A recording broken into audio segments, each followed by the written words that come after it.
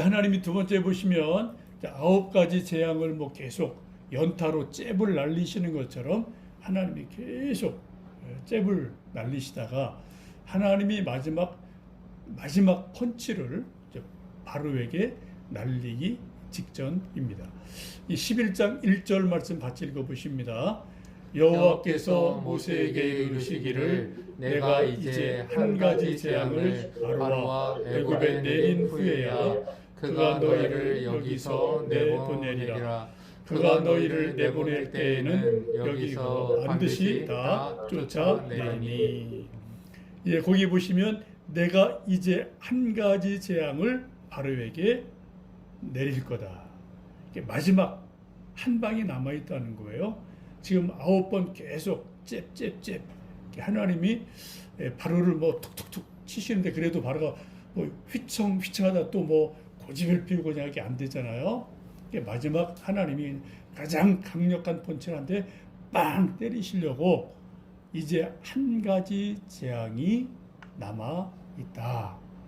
그러면은 바로가 이 마지막 한 방을 먹고 반드시 너희를 이스라엘 백성을 이 땅에서 다 쫓아낼 거다. 빨리 나가라고 오히려 붙들지 않고 쫓아낼 거다라고 말씀합니다. 하나님은 예나 지금이나 우리 개인에게나 역사에나 늘 이게 있으신 것 같아요. 성경 말씀도 보시면 그렇고 역사를 봐도 그렇고요. 하나님이 인간이나 인류 역사에 때로는 복을 주셔 이렇게 쓰다듬고 안아주시기도 하지만 때로는 채찍을 주시죠. 맴매를 하시죠. 이렇게 뭐 툭툭툭 이제 좀 고난 연단 맴매를 주시다가 그것도 안 되면 정말 강력한 한 방을 하나님이 우리 인간에게 내리셔서 정말 인간이 이제 뭐 큰 고난을 당하고 멸절을 당하는 그런 일들이 뭐 성경 역사도 그렇고 인류 역사도 그렇습니다. 우리가 좀 그런 거를 좀 잘 보여야 되는 영적인 눈이 필요하지 않나 싶어요. 지금 여러 가지 상황을 보면 하나님이 계속 이 땅에 대해서 교만한 인간들에 대해서 뭔가 계속 뭔가 좀 잽을 보내시는 것 같은데 그걸 좀 우리가 잘 모르는 그런 이제 답답한 시대가 아닌가 싶습니다. 세 번째는 하나님은 이스라엘 백성들이 애굽을 떠나기 전에 애굽 백성들로부터 폐물을 구해라라고 말씀을 해요. 금은 보석을 애굽 사람들한테 달라고 해라. 그럼 그 사람들 하도 놀래갖고 아무 소리 안 하고 그냥 막 있는 거 다 줄 거다. 그리고 받아서 떠나라라고 말씀하죠. 이제 다음 장 보시면은 출애굽할 때 실제로 애굽 백성들이 자기 집에 숨겨놓은 수많은 폐물들을 뭐냐 막 줘요. 가지고 이제 나오는 일들이 일어나죠. 왜 그럴까? 뭐 여러 가지 이유가 있습니다만 한 가지 분명한 것은 400여 년간 이스라엘 백성들은 애굽의 감독들에게 바로에게 강제 노동을 당했습니다. 그 대가를 하나님이 갚아 주시는 거죠. 세상 왕은 힘없는 사람들로부터 빼앗아가요. 줄 노동의 대가도 안 주죠. 일당을 안 주는 거죠. 월급을 안 주는 거죠.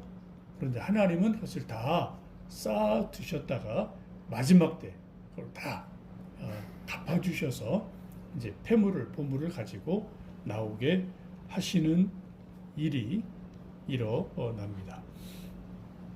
네 번째 보시면 마지막 순간에 하나님은 모세와 아론을 바로와 애굽 백성 눈앞에서 위대하게 보이게 하시죠.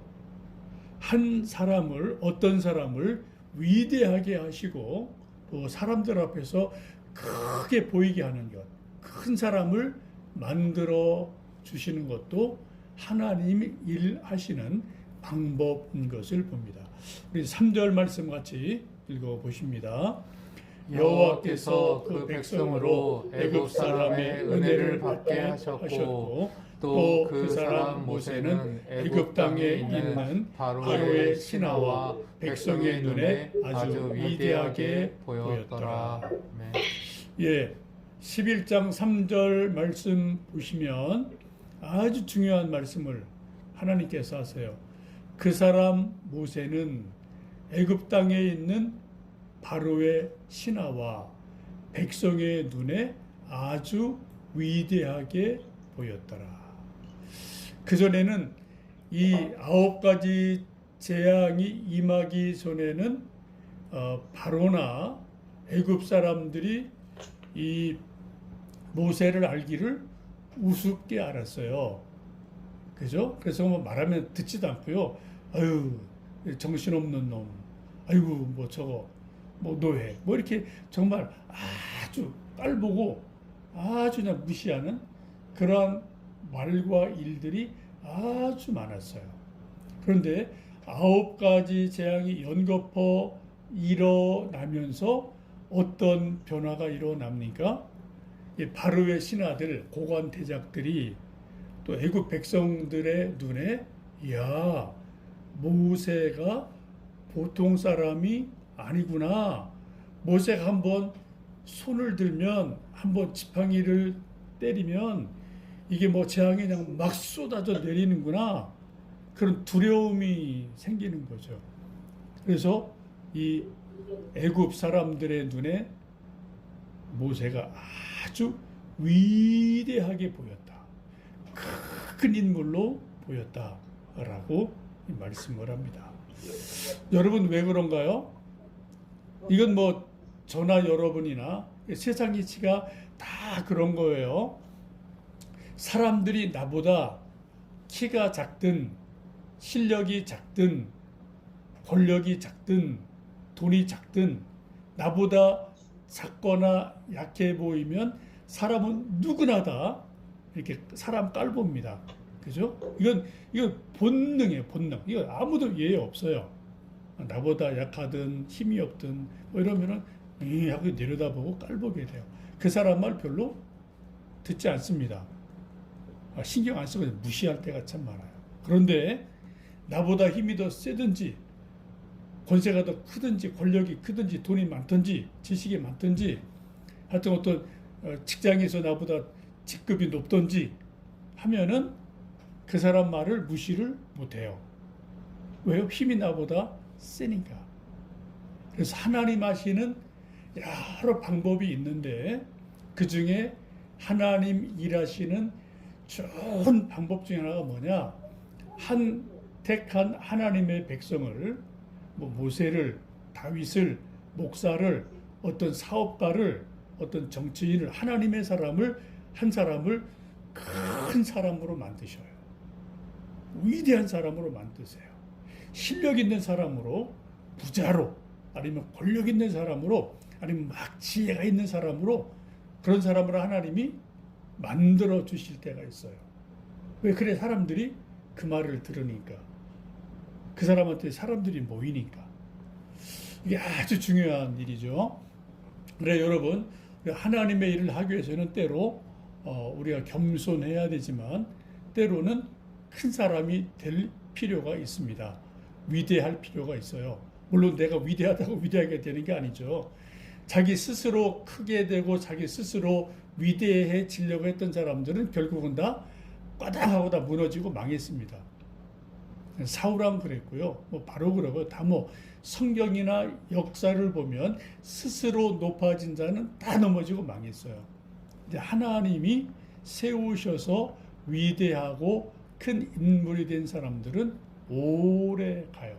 그리고 선한 영향력을 끼치고 열매가 있게 됩니다. 우리가 기도할 때 하나님 좀 내가 하나님의 일을 잘할 수 있도록 나를 좀 세워주세요. 내게 좀 큰 힘을 주십시오. 또 뭐 지혜를, 물질을, 때로는 어떤 뭐 직분을 이런 걸 좀 주십시오. 라고 우리가 기도하는 것도 중요한 것 같고요. 그래서 하나님이 우리를 좀, 우리 아들, 딸들을 좀 이 세상에서 믿음의 사람으로 위대하게 세우셔서, 크게 세우셔서 좀 우리 자녀들을 사용하시는 은혜가 있기를 축복합니다. 그리고 그런 또 기도를 여러분 진심으로 하시고 그러한 은혜가 있으면 좋겠습니다. 다섯 번째 보시면 하나님이 모세에게 가르쳐 주시는 아주 특급 비밀이 있죠. 11장 4절 5절 말씀 같이 읽습니다. 모세가 바로에게 이르되 여호와께서 이와 같이 말씀하시기를 밤중에 내가 애굽 가운데로 들어가리니 애굽 땅에 있는 모든 처음 난 것은 왕 위에 앉아 있는 바로의 장자로부터 맷돌 뒤에 있는 몸종의 장자와 모든 가축의 처음 난 것까지 죽으리니. 10가지 재앙의 비밀을 지금 모세에게 하나님이 특급 비밀을 살짝 알려주세요. 하나님이 어떻게 해요? 밤중에 내가 애굽 가운데 들어갈 거다. 아까도 우리가 봤습니다. 하나님이 애굽에 내린 9번째 재앙이 뭐였죠? 흑암이에요. 흑암, 어둠. 깜깜하니까 바로나 백성들이 이게 뭐가 뭔지를 볼 수가 없어요. 알 수가 없어요. 이렇게 깜깜하게 만들어 놓으시고 그리고 그 밤중에 하나님이 애굽 가운데 조용히 들어가세요. 죽음의 천사가 집집마다 들어가죠. 근데 사람들은 전혀 몰라요. 왜? 밤이니까, 흑암이 깊으니까, 어두니까. 지금이 그런 시대 같아요. 제가 볼 때. 전기불은 번쩍번쩍 하는데 영적으로 지금은 어둠의 시대입니다. 흑암의 시대고 깜깜한 밤이에요. 사람들이 맨날 텔레비전 보고 맨날 뭐 까똑까똑하고 뭐 핸드폰 맨날 보고 하는데 여러분 진짜 들어야 될 거, 진짜 봐야 될 거는 못 봐요. 요게 밤이에요. 영적 밤이 아주 깊은 시대를 우리는 살아가고 있습니다. 근데 하나님이 뭔가 이렇게 하시는데 깜깜하니까 사람들이 도대체 모르는 거예요, 이게. 그죠? 이게 뭐가 문제를 모르고, 다 뭐 우연이지 뭐, 그냥 그런 거지 뭐, 이렇게 넘어가는 일들이 많은 어둠의 시대를 우리는 살아간다. 지금 제가 볼 때는 이 세상도 9번째 재앙인 흑암이 이 세상에 있지 않나 이렇게 좀 생각이 돼요. 영적 우리가 눈을 뜨기 위해서 기도를 많이 하셔야 될 줄 압니다. 여섯 번째는 이제 사람들은 이제 엄청 큰 사건을 말할 때 흔히 전무후무하다 뭐 이런 말을 하죠. 하나님께서 애굽의 장자의 죽음을 이제 예고하시면서 하시는 말씀이 바로 그 단어를 쓰세요. 우리 11장 6절 말씀 같이 읽습니다. 애굽 온 땅에 전무후무한 큰 부르짖음이 있으리라. 아멘. 하나님이 모세를 통해 하시는 말씀이에요. 애굽의 오랜 역사 가운데 전에도 이런 일이 없었고 후에도 이런 일이 없다. 말 그대로 전무후무한 큰 울부짖음이 이 땅에 임할 거다. 왜? 장자들의 죽음으로 인해서 그런 일들이 있을 거다라고 하나님께서 경고하십니다. 우리 세상 역사에도 그런 일이 가끔 있죠. 전무후무한 어떤 재앙, 전쟁 뭐 이런 것들이 종종 있잖아요. 그럼 뭐 2차 세계대전, 6.25 전쟁 뭐 등등등 임진왜란 등등등 우리가 생각할 때도 정말 전무후무한 그러한 어려운 일들이 있었는데 이거는 분명하죠. 코로나도 인류 역사에 이거는 전무후무한 거죠. 그전에 물론 뭐 흑사병 페스트나 또 이런저런 뭐 독감, 스페인 독감 이런 것도 뭐 이제 세계적으로 많이 저기 있지만 이거는 뭐 정말 지구 전체가 이렇게 전염병 때문에 하나 때문에 이렇게 전체가 쩔쩔쩔 맨 건 아마 없었던 것 같아요. 그죠? 그전에 그래도 교통이 좀 뭐 안 좋고 또 비행기가 좀 뭐 없었고 배가 없었고 이러니까 좀 이렇게 그래도 지리적인 이 격리, 거리감 이런 게 있었는데 뭐 지금은 뭐 비행기 뭐 이런 것 때문에 순식간에 그죠? 온 세계가 이렇게 되어버리는 정말 전무후무한 그런 고난을 우리가 당하고 있는 시대이기도 합니다. 7번째 보시면요. 하나님이 우리 역사 가운데 일하시는 방법은 수십 수백 가지입니다. 뭐 우리가 아는 거 별로 몇 가지 없어요. 아주 뭐 하나님의 방법은 다양하세요. 근데 하나님이 하나님의 일을 하시는 중요한 방법 가운데 하나는 구별하시는 거예요. 구별하시는 거예요. 구분하는 거예요. 이쪽 저쪽 구별하시는 게 하나님의 일하시는 한 방법이다. 이걸 우리가 잘 아시면 좋겠습니다. 우리 출애굽기 11장 7절 말씀 같이 읽어보십니다. 그러나 이스라엘 자손에게는 사람에게나 짐승에게나 개 한 마리도 그녀를 움직이지 아니하리니 여호와께서 애굽 사람과 이스라엘 사이를 구별하는 줄을 너희가 알리라 하셨나니. 아멘. 죽음의 사자가 임할 때 어떻게 해요? 애굽에는 전무후무한 울부짖음이 임한다. 그런데 이스라엘 자손에게는 어떻게 해요? 사람이나 짐승이나 개 한 마리도 상하지 않는다. 여기 완전하게 하나님이 지켜주세요. 그런데 애굽 땅에는 모든 것이 짐승까지 다 첫 것이 죽음으로 울부짖는 일이 일어나요. 오늘 여기 7절 말씀에 아주 중요한 말씀이 나와요. 끝부분에 보시면 여호와께서 애굽 사람과 이스라엘 사이를 어떻게 했다고요? 구별하는 줄을 너희가 알 거다. 하나님이 애굽 사람과 이스라엘 사이를 구별하셨다. 분리하셨다라고 말씀을 하십니다. 이 구별하는 게 하나님이 일하시는 중요한 방법이에요. 그리고 성경을 보시면 이런 게 아주 많습니다. 성경 보시면은 밤과 낮을 하나님이 구별하시죠. 창세기 보시면 또 해와 달도 달라요. 구별이 됩니다. 별과 별도 달라요. 또 남자와 여자를 구별하셨어요. 차별하신 게 아니에요. 구별하셨습니다.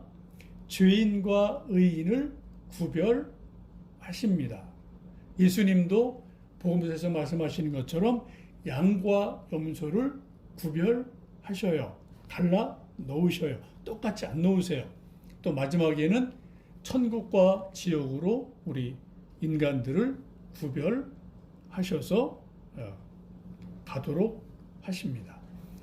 여러분, 구별과 차별은 같은 말이 아닙니다. 구별은 이것과 저것이 전혀 성격이 다르기 때문에 남자는 남자, 여자는 여자예요. 근데 우리가 요즘 계속 지금도 국회에서 뭐 또 이제 뭐 무슨 인권법 뭐 만들려고 벌써 여러 번 시도하다 이제 안 되는 것 중에 하나가 이제 소위 성소수자의 뭐 인권 이런 문제로 성평등 이런 문제로 계속 입법을 하려고 뭐 시도를 많이 하고 또 우리 이제 교회를 중심으로 반대가 돼서 이제 통과가 안 되는 법이 있죠. 그 법의 내용 여러분 잘 아시는 것처럼 뭐예요? 하나님은 분명히 남자와 여자는 다른 존재다. 그래서 구별을 하셔요. 근데 이 소위 인권을 주장하는 잘못된 이데올로기를 가진 사람들은 하나님이 구별해 놓으신 거를 뭐라고 말을 해요? 말을 살짝 비틀어요. 차별하는 거다. 차별하는 거다. 아닙니다. 그건 차별이 아니에요. 그건 구별하는 거예요. 이게 성서적이고 하나님이 하신 일이에요. 근데 사람들은 그것을 차별이라고 말을 해요. 그래서 성소수자가 인권 침해를 받는다, 무시당한다, 또 이런 식으로 자꾸 교묘하게 이제 말을 만들어 가서 이제 좀 악한 법을 만들려고 참 많은 애를 쓰고, 뭐 미국이나 뭐 독일이나 카나다나 벌써 이런 법이 다 뭐 통과가 돼서 남자 여자 성구별이 의미가 없어졌죠. 뭐 차별이라는 말로 다 뒤집어 퍼놔서 아주 뭐 혼란스럽게 된 세상을 우리는 살아갑니다. 여기 여러분 구별하는 것은 남자, 여자, 낮, 밤, 해, 달, 양, 염소 이렇게 구별하는 것은 옳고 그름에 대한 하나님이 정하신 기준선이에요. 하나님이 정해놓은 선이란 말이죠.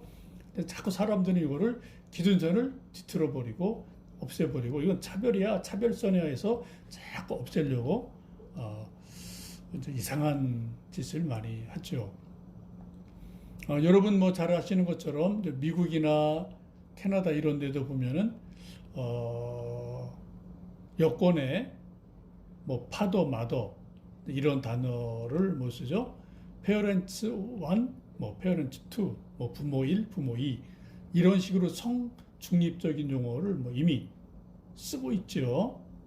또 얼마 전에 뉴스를 보니까 뭐 미국도 이미 그런 데도 있고 독일도 이제 그렇다고 하는데 비행기 타면 이제 맨 처음 타면 이제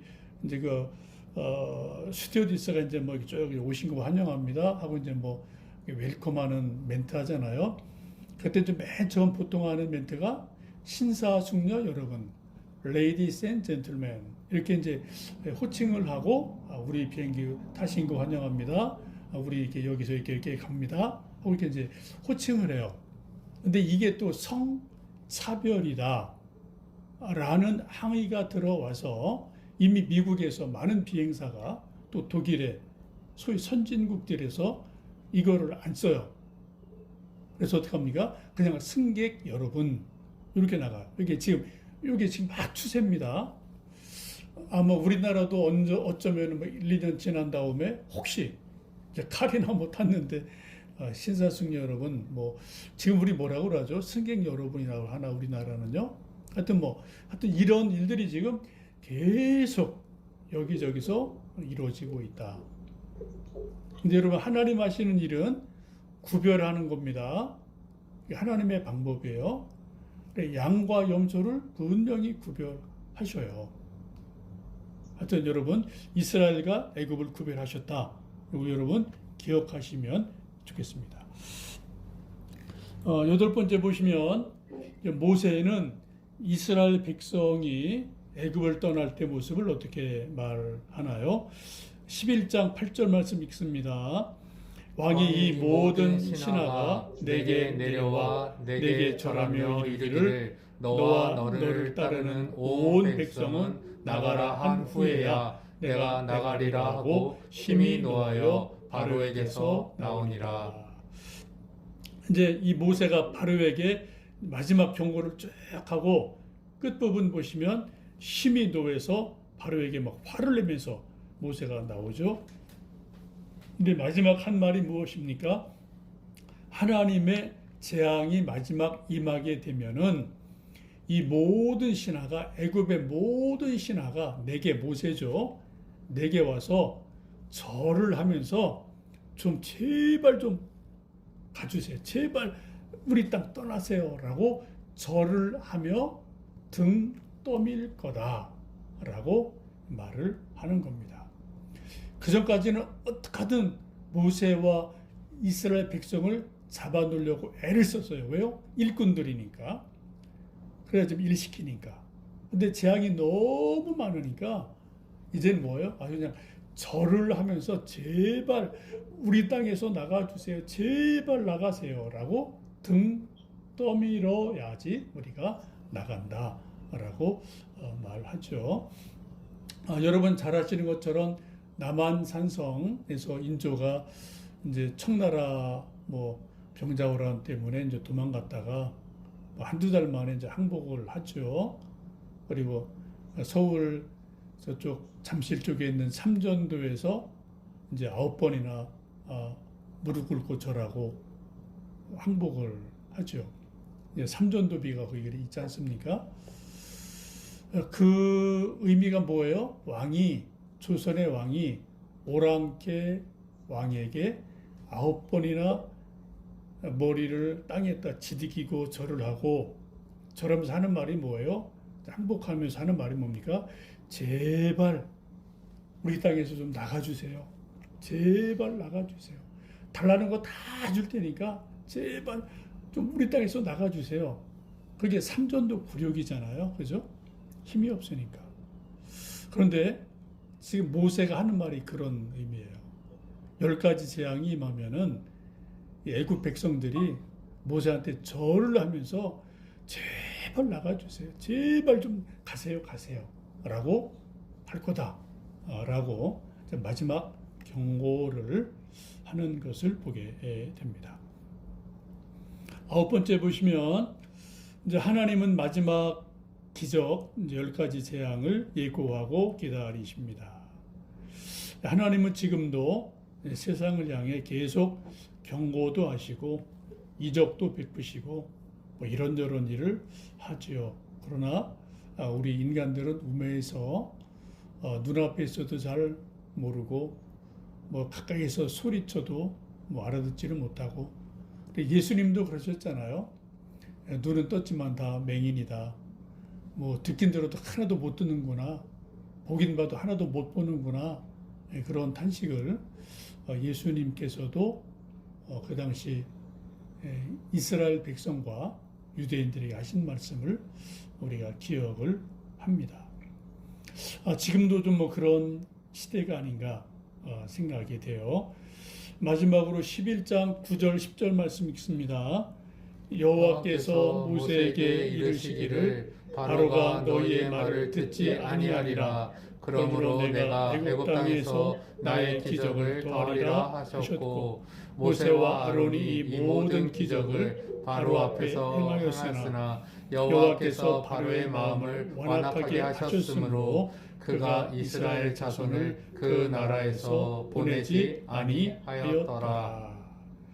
10가지 재앙, 9가지 재앙까지 지금 저 나온 거죠. 이 말씀이 우리 공부한 것이 9가지 재앙까지 있었지만 아직도 바로의 마음이 고집이 있고 완악해서 하나님 말씀을 못 알아들어요. 그래서 많은 재앙과 기적이 있어도 이게 뭐가 뭔지를 모르고 계속 고집을 부리는 그런 바로의 모습을 보게 됩니다. 이것 꼭 뭐 바로만 그런 거 아니죠. 성경 보시면 소돔 고모라도 그랬습니다. 하나님이 천사를 보내주셔서 분명히 사인을 주셨죠. 노아 방주도 노아에게 120년간 배 만들고 또 비 오면 망한다 말 뭐 전도하게 하셨어요. 다 듣지 않고 비웃었죠. 구약의 수많은 선지자들이 그랬고, 또 지금 말세의 징조들이 이리저리 오는 것도 보면은 뭐 이제 그런 것이지 않나 생각이 듭니다. 정말 뭐 무더운 여름이고요. 또 코로나로 또 힘든 세상이고, 뭐 사람들 마음은 더 강박해지고 뭐 그런 시대를 우리가 살고 있는데, 여러분 우리 모두 다 좀 이 어려운 때 하나님이 주시는 어떤 여러 가지 징조들을 잘 생각하시면서 참으로 이 흑암의 시대에서 영적인 눈을 밝게 뜨시는 그러한 삶이 되시기를 축복합니다.